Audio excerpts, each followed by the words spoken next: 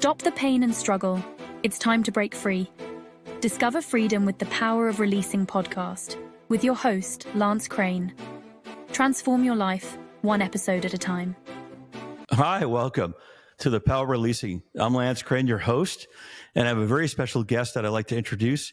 We're going to talk about the art of letting go, unlocking success from the inside out.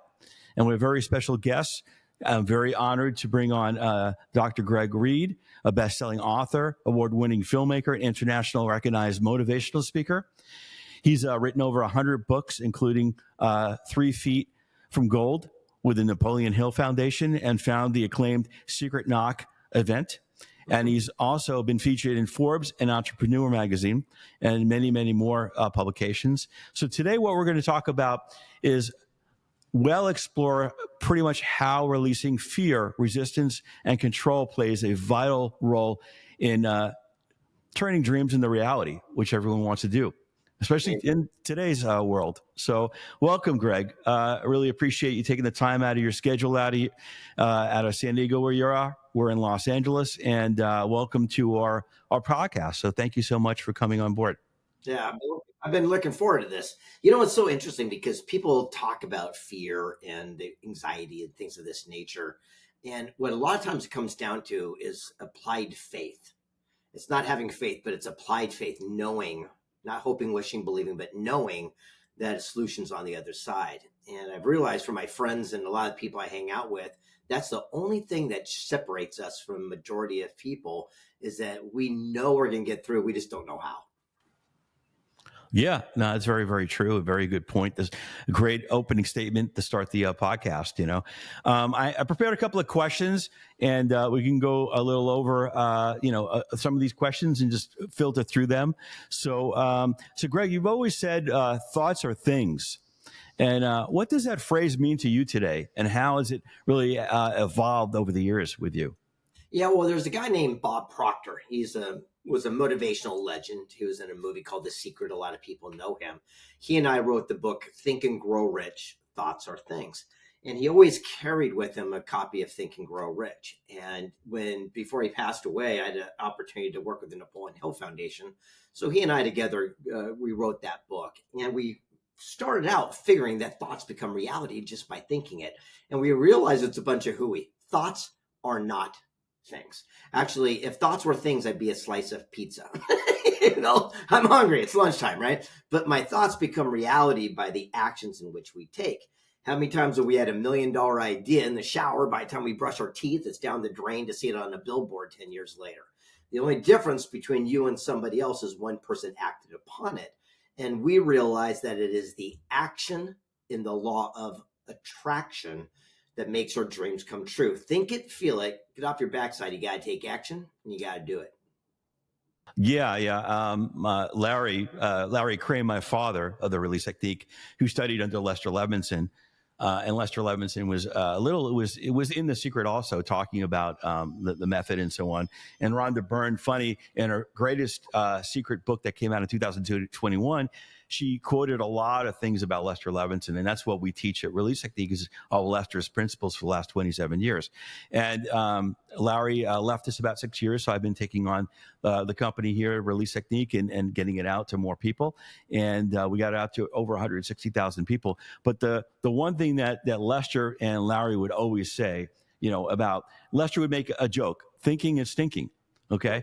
And the other thing is, hold in what you want, not what you don't want. Okay. And that is a major thing that everyone holds on, the negativity, like you said, and pretty much you got to hold on what you want and know that you want something. That's how you get it. The good things, It's interesting. So, I've been published in 156 books, 45 languages, a couple honorary PhDs, star in a Walk of Fame, yet I'm dyslexic, can't spell, can't read and write. If you play me words with friends, you'll win every time. You got AI now, so that's good. Well, I learned the valuable tool is that you work your strengths and you hire your weaknesses. So I'm kind of a good communicator, so I'd hire the best ghostwriters. I'd say a boy wants a bike, gets off his butt, mows lawn, makes money, now he's got a bike. And they'd craft it. It was a glorious Sunday afternoon when a young bright-eyed lad caught the entrepreneur. And so they worked their strengths. And by doing that, the first book I ever did, one quote from it was shared I think 37 million times last year. It's all about goal setting. It says a dream written down with a date becomes a goal broken into steps becomes a plan, and a plan backed by action makes your dreams come true. It's a famous quote, coffee mugs, t-shirts, from a book turned down 268 times in a row. And Wow. what's interesting is every day I'd write these query letters and I get rejections back. And check this out. I just pulled this out because I'm in the middle of moving. These are all my rejection letters of every person telling me that I'll never be an author and I'd never be able to succeed in this industry.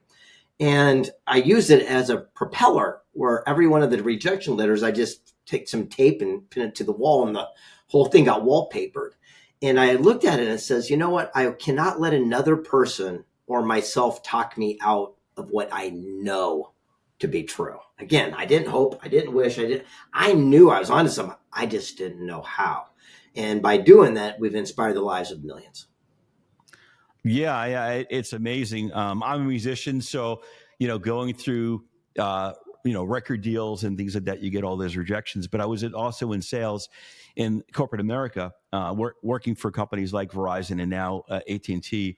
And I remember one time I was working in entertainment business field for data communications, and they told me, you have 5 months to make this happen, otherwise you're gone. And I don't think you're going to make it. And I was still the top sales guy most of my career, even from the early 20s.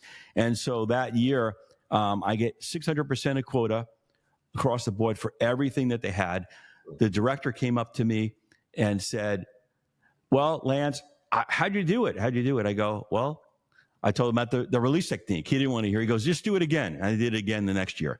But I love when people tell you can't ever do that or make it, And same thing with the YouTube channel. We hit over, last month we hit over 106,000 subscribers from 5,500 just last year. People said, you're not going to do it. I thought maybe I can get to 13,000, So we have a lot of viewers now, and we appreciate them showing up, and we share a lot of valuable information just like yourself, today. So let me... that's fabulous. I mean, that's the power to persevere. And we realized that when it comes to something called stickability, another book that we did is, first there's a dream, and then there's a challenge, and then comes victory. Unfortunately, most people quit in the challenging times. They get caught up in the muck. And it's the people that persevere and go that extra 3 feet, like you mentioned earlier, they're the ones that we actually tell the stories about. Yeah, very true. Very true. Another question for you.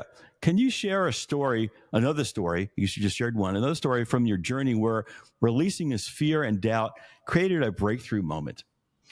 Yeah, again, for people that are new to my work, so there was this guy named Napoleon Hill, and he was an aspiring magazine reporter, and he gained access to the richest man of the world, Andrew Carnegie.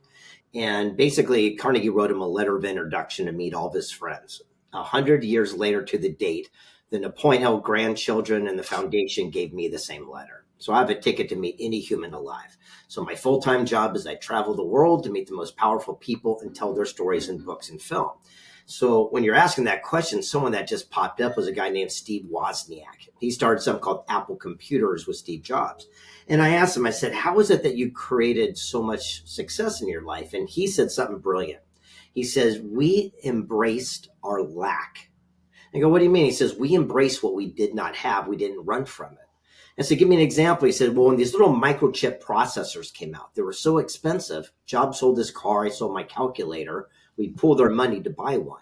He goes, but Hewlett Packard and IBM would make machines that go from point A to B with 20 chips. They had all the money of God. He said, I pull away 5 and go from A to B with 15. I pull away 5, get it to work with 10. Eventually, I found a way to go from A to B using our one chip, because we weren't trying to be innovative or aerodynamic. We could afford one chip. But by embracing that as an opportunity, we found the shortest, cleanest path. And by doing that, we changed the way people do personal computing for the rest of the world, for the rest of their lives. He says, where could you be right now in your own chosen field if you stop looking at everything as your greatest challenge, but it could just be your greatest blessing and opportunity in disguise? Yeah, no, great. as you mentioned, working with Napoleon Hill's group and foundation and all these Bob Proctor, working with so many high level thinkers, is there a common block that you see that most people need to let go in order to succeed? Well, absolutely. Yes, we can do the mindset thing and all this, but I do believe it has to do with the people we associate with. And I won't cliche you to death, but I will say this. I believe that successful people seek counsel and failures listen to opinion. Successful people seek counsel and failures listen to opinion. What's the difference? Opinion is based on ignorance, lack of knowledge, and inexperience, like all your family friends who've never done what you want to do. Counsel is based on wisdom, knowledge, mentorship. People have paved the way. If I go to a family friend and say I'm going to become a best-selling author, they're going to try to talk me out of it to protect me because I'm dyslexic and they've never written a best-selling book. When I sit down with Mark Victor Hansen, who wrote Chicken Soup, he's going to say, Greg, here's what you need to know, and give me counsel based on wisdom, knowledge, mentorship. If we would spend our activity only seeking counsel and ignoring people's opinion, that's the day our lives would change. Yeah. That's great. Great stuff. For being really an action-driven person, what was a time that basically you were not acting and just stepping back and lead to something that's great? Well, it's interesting. I do this event that you mentioned earlier. It's called Secret Knock. We're known as the greatest event yet you cannot go to. You have to be invited or find us and fill out an application. It's a big, long process. And what's interesting, I bring in the greatest thought leaders from around the planet. And we had this gentleman named Frank Shankwitz. He started a nonprofit called Make-A-Wish Foundation. It grants wishes to terminally ill kids. And I asked him what his wish was. And he looked at me like I had two heads. He goes, what do you mean? I said, well, you're the founder of Make-A-Wish. What'd you want? He says, no one asked me. I says, well, I'll grant your wish. Anything you want, I will give it to you. And he says, I just want my story to be told somehow so my grandkids will know I did something. So he signed over his life rights. And I said, Frank, I'm going to make this into a major feature film. Just know I've never made a film before. And it took 6 years of trials and tribulations. But when it came out, we made the ballot for the Oscars. We're still trending worldwide. We're on Netflix for years. And it's called Wish Man. And the moral is that everyone can be a hero. You don't need to be a celebrity to give a pair of socks to a homeless person or stop a bully from fighting. Everyone can have one act of kindness that has a ripple effect to impact the lives around them. Yeah, that's great. Great.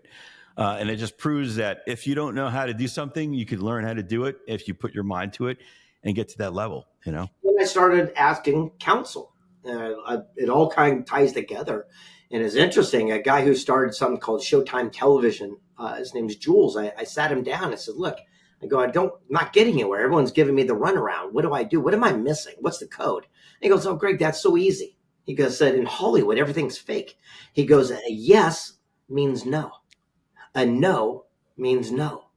A maybe is all you're looking for. And I said, what do you mean? He says, when people come and go, yeah, baby, we're going to make you a star, $16 million. He goes, that's just their way of saying no. A no is a no. But if someone says, hey, that actually makes sense, let's set up a meeting with the studio and see if we can get some, because that's what you're looking for. Well, as soon as he told me that, 7 months later, we made our feature film because I knew how to crack the code. Very good. Very good. Another question for you. We talk a lot about releasing attachments. What's one dream or plan you had on releasing or making room for something better? I think we do that on a daily basis. So I have a thing about super non-attachment.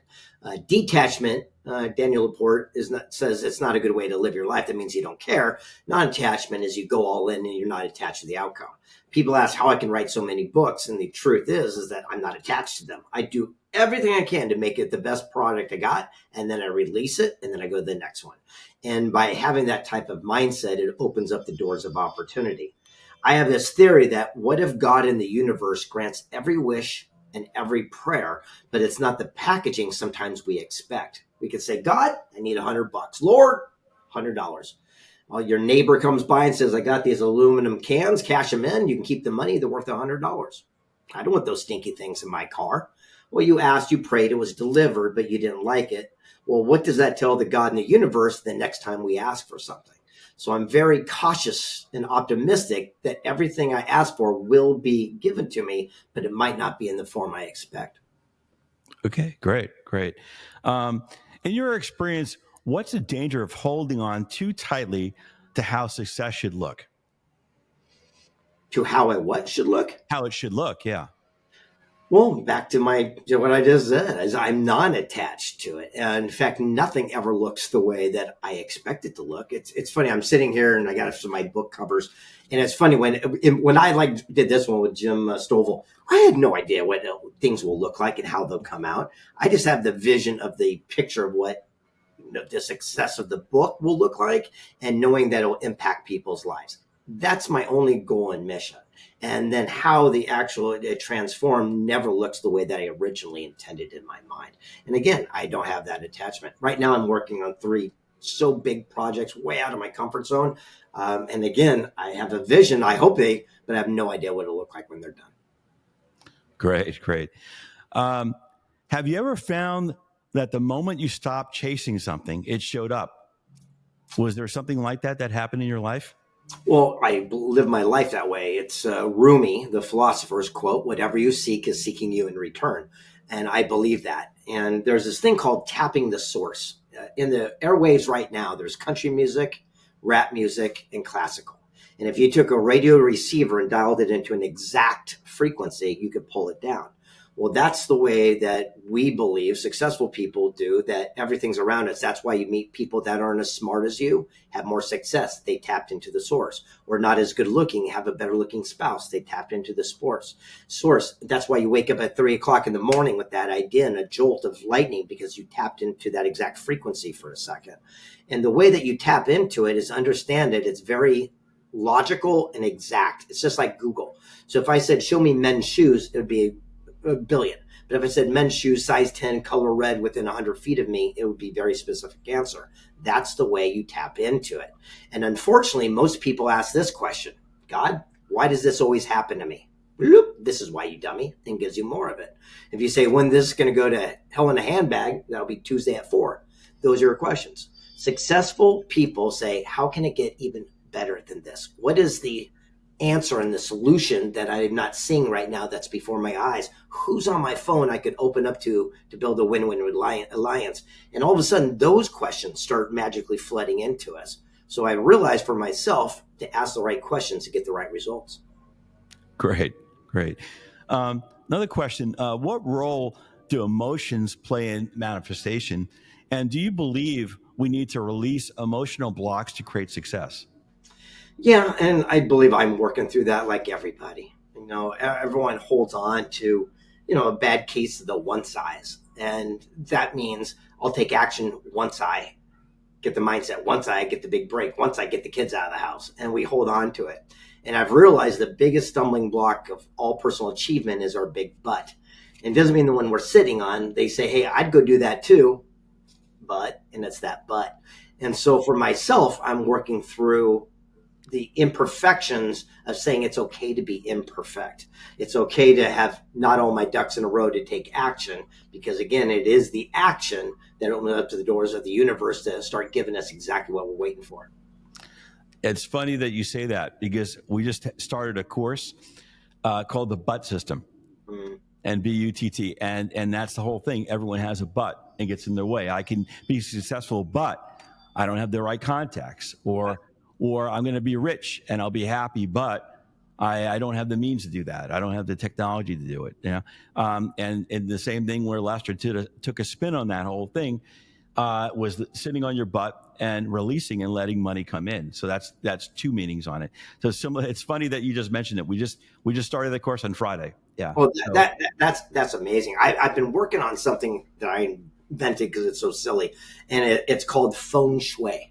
Everyone has feng shui. You walk in your house and want everything to be dialed in, but we should have feng shui as well, meaning that you open up your thing and all your contacts are askew, or you haven't updated the phone, or things of this nature.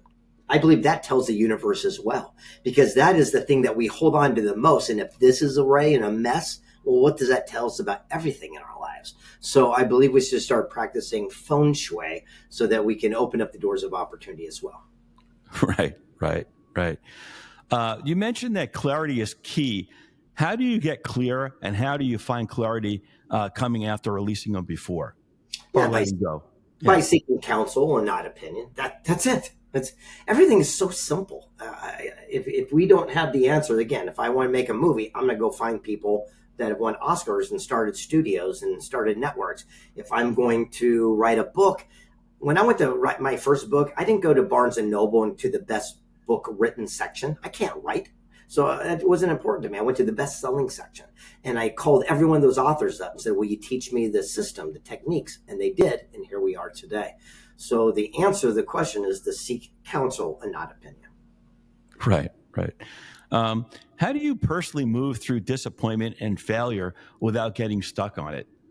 And you just showed me all your letters of saying that you'll never be a writer, and here you are, a number one top writer, writing over 150 books.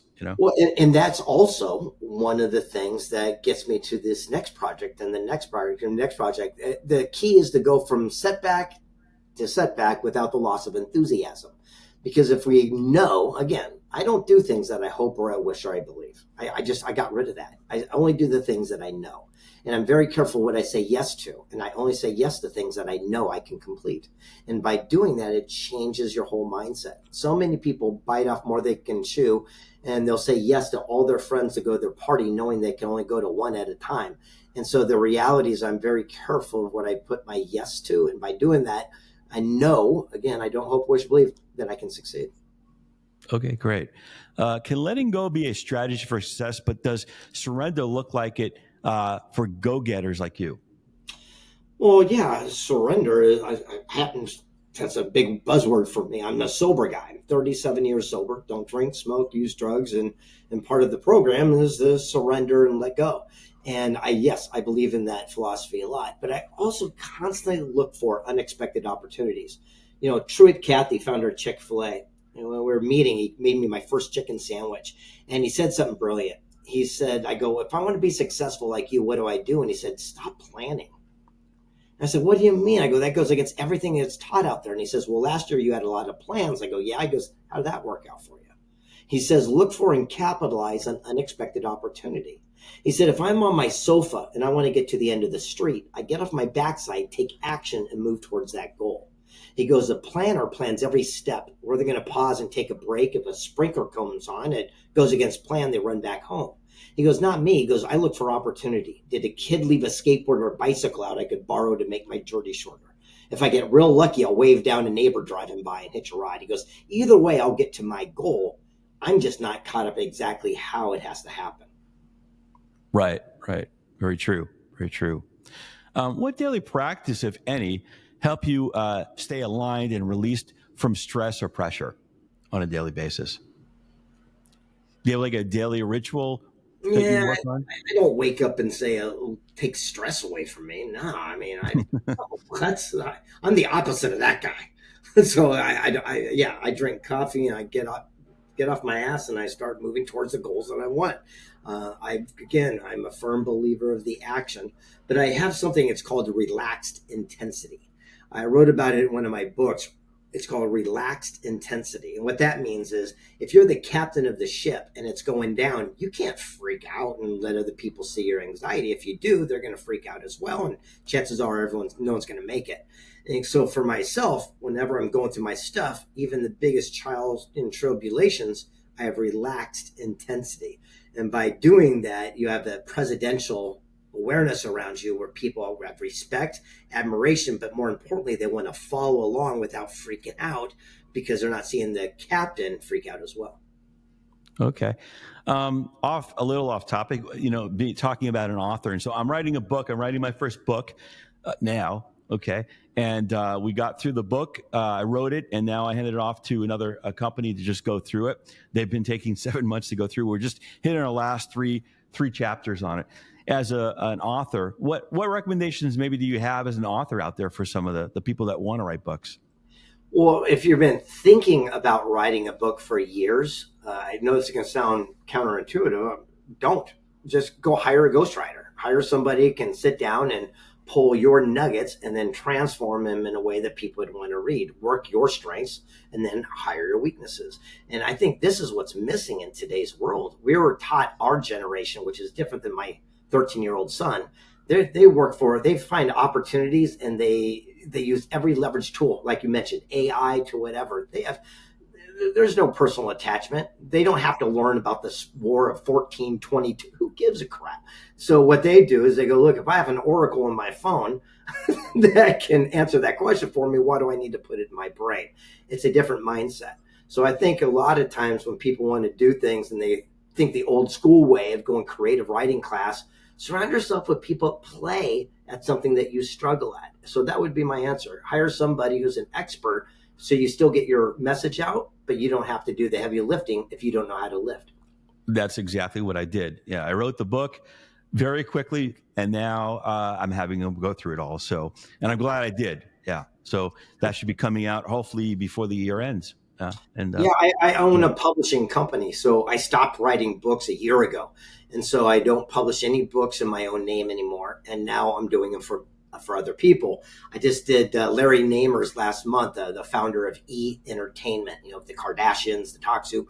So I did his book, and I got him a book signing up in Hollywood at Oscars, and got to give him out to all the celebrities. We just knocked out 3 other bestsellers 2 weeks ago, and we got some other ones coming down the road. But one I'm doing is a guy named Juan Catalan. He was arrested for double murder, and he was swatted and thrown in prison, and they're going after the death penalty up there in Los Angeles. And he swore he was at the Dodgers game. And no matter what he said, they didn't believe him. And the district attorney was going after the death penalty, and he swore he wasn't there.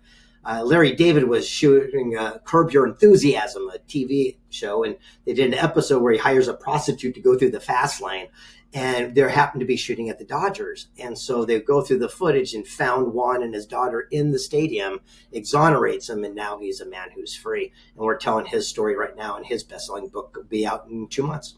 And that's probably his favorite show now. You think so? Isn't that amazing? It's a great show. Larry loved it. It's one of the funniest shows. But that's an amazing story. Really, absolutely amazing story. It was a funny story that I had. I'm a drummer and musician and producer, and it was funny because there was when Sting went solo from some of you might know the band The Police. There was a famous drummer, Omar Hakim.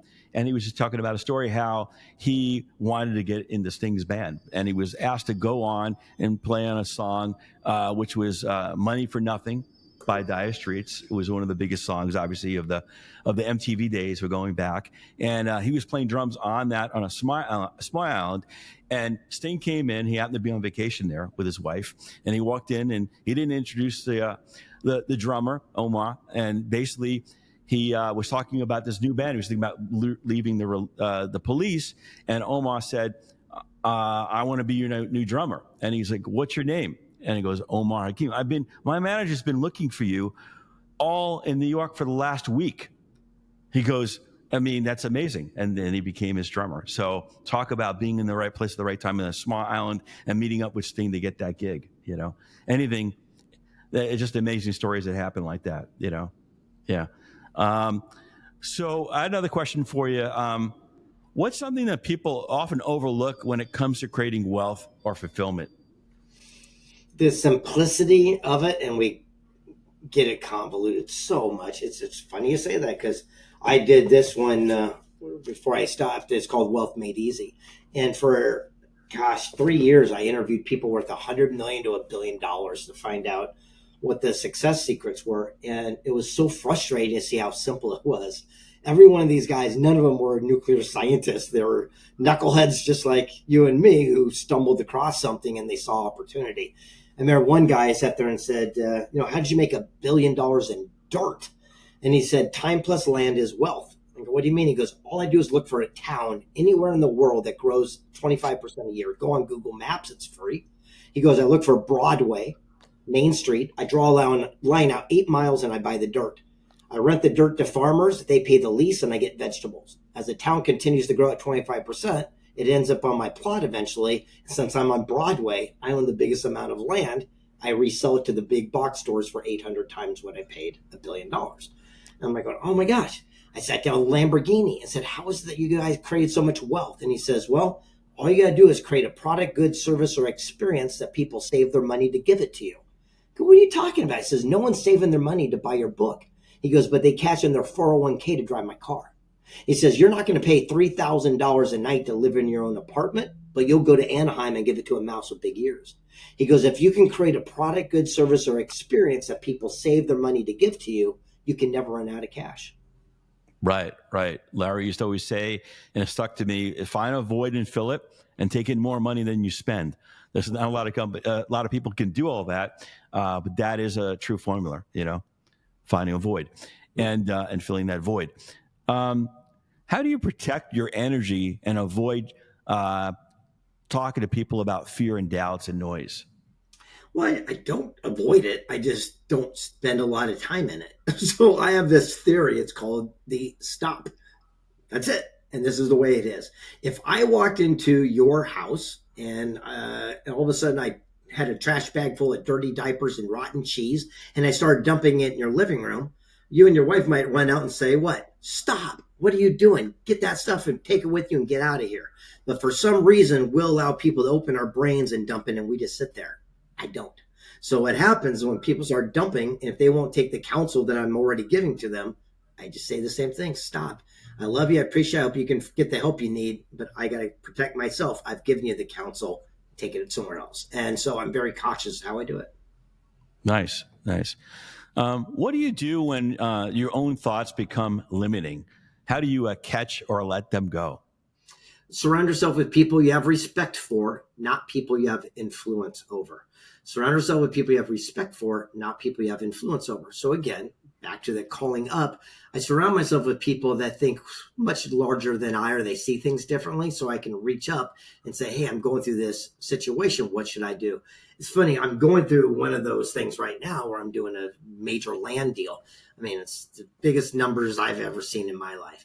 And so to me, it's this scary, audacious goal. Yet to these other guys, this is like a Tuesday after morning for their kids' work. And so to me, it's difficult. To them, it's light work. I just asked them, said, what would you do if you were in my circumstance? They gave me that feedback, and now I'm applying it, and it's becoming easy to meet as well. But before, again, if I would have asked my Uncle Louie, he would have scared me more because he wouldn't have known.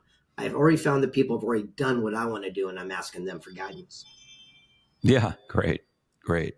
If someone listening is feeling completely stuck on this and looking for a solution mentally or emotionally and financially, what's the first thing you tell them to do about releasing or letting go or getting their goal? Yeah, surround yourself with people, again, that are getting the results that you want for yourself, and ask that person for guidance. The most powerful and successful people are also the most available people. Don't be afraid to reach out. I'm going to say it again. The most successful people are the most available. If you're brand new at something, you're happy-go-lucky, you're fresh, you're cool. If you're at the top, you're happy-go-lucky, you got nothing to prove. If you're in the middle, pain in the neck. You're filled with ego. You're edging God out. So I believe in jumping to the front of the line. When you were a kid, you got in trouble for it around the cafeteria, but in real life, you get awards for it. So literally jump to the front of the line, find somebody who's getting the exact results that you want for yourself, ask that person to sit down and to guide, coach, and mentor, and then you can duplicate it for yourself. Great, great. Another question, finally, Greg, if you finish the sentence, the most powerful thing I've ever released or done, what would that be? The past. Yeah, I don't live that life in that place, to the point where I truly don't even really remember a lot of it. So what's great is that I have some friends that I grew up with that I can call up and say, hey, this is my memory of this happening, and I see if it's the same thing, because I literally shut the past out. I'm only looking forward, and I surround myself again with the most powerful, positive, forward-thinking people, because I'm doing projects constantly that are ahead of me, not the ones that I've already completed. So I don't live in that space. I'm always going forward. And I know it sounds easier said than done, but I can promise you, if you're sitting there worried because you just lost a relationship or a bad business deal, and you stay in that muck, that is exactly where you live. But if we sit there and say, hey, I'm now on a dating app and I'm going out for 3 dates this week, your mindset goes from that thing to how you're going to look and what kind of cologne you're going to wear. If you go from that bad business deal to, oh my gosh, this is an audacious goal, I've always thought about doing this, now I'm doing it, it's scary, you have no time to think of the past, you're only thinking of the future. So that's the mindset I have. Okay. So what's next for you, Greg, in terms of things are coming up? You mentioned a couple of things, but what's next for you? Well, the big one will be Secret Knock in March next year. It'll be our 20th anniversary. And it's pretty phenomenal, the people coming in. I mean, these things are always sold out, 6 months early. But this one's going to be like our big dog. And again, I'm scared because I'm doing stuff I haven't done. I rented out a 4-story gigantic place to do this. It'll be packed to the rafters, and I'm bringing in the best of humans that I've met along my life's journey and interviewed over my career. So I'm excited to see how this all transpires. It's exciting. Nice. Have you come up with a topic yet for the subject line for it? Yeah, we never do that. It's basically a cluster F of all kinds of stuff. Until you go, it's hard to explain, but I'll give you an example. I'll have President Vicente Fox sitting on stage telling me how George Bush tried to trick him into war. And in the middle of it, all of a sudden music will come up, and there's an opera singer singing Phantom of the Opera who flew in from Broadway, and then cuts off, and it goes to a dancer, and it comes back to the president. And he's like, everyone's going like, what's going on? And you don't know what's going on. And it's like a combination of Tony Robbins meets Ellen meets Cirque du Soleil. And it's just this really cool, entertaining thing. We have ADD society now. And you notice how every one of my answers are short, slight, concise, to the point. That's how we do our events. So that way you don't get stuck watching a talking head for 90 minutes. What we do is we constantly do pattern interrupt to keep things entertaining. But we bring in everyone from Oscar winners to astronauts to physicists to you name it. And it's really, really cool because you get the information directly from the human who accomplished what everyone else is talking about. Nice. You mentioned a lot of big names and big figures and big companies. What would you say would be someone that was just amazing, one of your top 1 or 2 people you've ever met that just amazed you? Evander Holyfield, the boxing legend. And I said, how is it you won more heavyweight championships than anyone? And he said, it's easy. I just have a higher standard. And so what do you mean? He goes, well, in sports, I showed up early, left late, invented exercises. I had a higher standard and I won more championships. He goes, where could you be in your own business if you raised your standard? I said, but didn't it hurt being in a fight? He says, yeah. But when you're in a fight, you don't focus on the pain. As soon as you do, you end up on your back knocked out. But that's what people do outside the ring. They focus on gas prices, war, economy, COVID, and then they wonder why they never become a champion. And he pulled me in tight. He's like an Adonis of a man missing half an ear bitten off by Mike Tyson. He said, the funny thing is when you do win the championship, he says, everyone comes to their feet and they chant your name. They raise your hand in victory and the guy puts a big shiny belt around your waist. He says at that moment and at that second, you don't feel even one of the punches you took along the journey. But the guy in the losing locker room has every bruise, every excuse for the rest of their life, wishing they would raise their standard. Yeah, amazing. Out of all the people, you wouldn't think it would be a sports figure. Larry was involved in Hollywood for many years, and you might not know much about my father, but he was involved in the entertainment field. He managed like Joan Collins from the Dynasty days. I met Shaquille O'Neal, right before he started to get really big when he had his filming of Blue Chips, and I got to meet a lot of people like that in that success. And some of them are really nice and some are not, but majority of them all have just amazing stories to tell you, Yeah, exactly. Yeah. Surround yourself with people that you have respect for and not people you have influence over. And, celebrities are to me, but I will say this, it's a matter of surrounding yourself with people that are accomplishing what you want. I don't want to be a celebrity, so that's not my thing, even though I'm on stage with the biggest people in the world. What I'm looking for people that are accomplishing, like right now, I'm going, who's done the greatest land and real estate deals, because that's the project that I'm working on, and I have the most financial, at risk that I've ever had. So surround yourself with people that are getting the results you want. I thank you for having me on today. I truly appreciate it. Yeah, thank you so much. Anyone who wants to learn more about, we'll put some information about him and his his events that are coming up on the bottom in the description. So appreciate it. If anyone wants to learn more about releasing and the release technique, you can go to releasetechnique.com and you can go to live classes to see our schedule. We have a lot of new classes coming up. We have a retreat coming up in Sedona later in September, which just got announced. And if anyone wants to start and learn the basic foundations of it, we have a brand new course called the Abundance Course that just came out through a 3rd edition. And you can go to releasetechnique.com. You can go to get started. That'll take you there. You can go to the Abundance Course. It normally sells for $197. It gives you a 123-page workbook. I just did the rendition of it. It got out to 160,000 people. It's helped, and we continue out there. We just did the 3rd edition, as I mentioned. And you could type in the code GRPOD97. So GRPOD97. I'll put it up on the link up here and also in the description.